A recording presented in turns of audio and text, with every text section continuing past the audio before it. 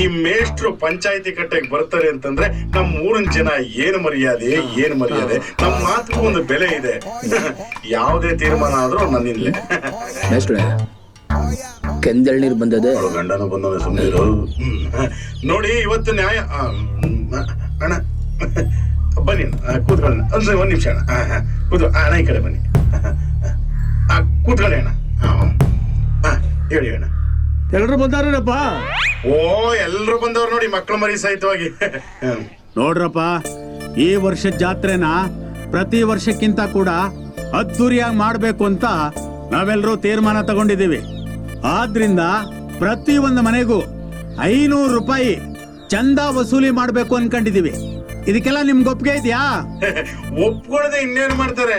ಸುತ್ತಮುತ್ತ ಊರ್ನಾಗೆ ನಮ್ಮೂರ್ ಜಾತ್ರೆ ತುಂಬಾ ಫೇಮಸ್. ನೀವ್ ಹೇಳ್ದಂಗ ಒಂಚೂರು ಅದ್ದೂರಿಯಾಗೆ ಮಾಡೋಣ. 500 ರೂಪಾಯಿ ಯಾವ ಲೆಕ್ಕ, ಏನಂತೀರಪ್ಪ?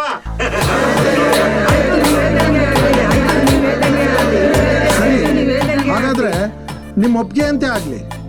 ಮೊದಲನೇ ದಿನ ಕಬಡ್ಡಿ ಪಂದ್ಯಾವಳಿ ಮಾಡೋಣ, 2ನೇ ದಿನ ಜಾತ್ರೆ ಮಾಡೋಣ, 3ನೇ ದಿನ ಅದ್ದೂರಿಯಾಗಿ ಒಂದು ದೊಡ್ಡ ಆರ್ಕೆಸ್ಟ್ರಾನ ಇಟ್ಟು ಅದ್ದೂರಿಯಾಗಿ ಮಾಡೋಣ.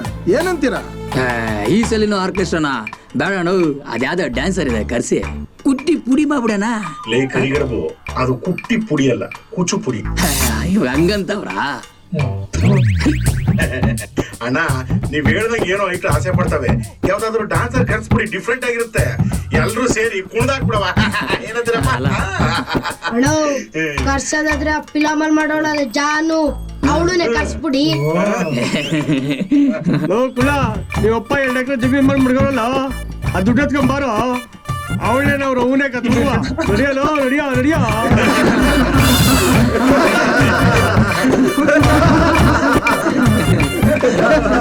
ಆಯ್ತು, ನೀವೆಲ್ಲರೂ ಆಸೆ ಪಟ್ಟಿದ್ದೀರಾ ಅಂದ್ಮ್ಯಾಕೆ ಅವಳನ್ನೇ ಕರ್ಸನ.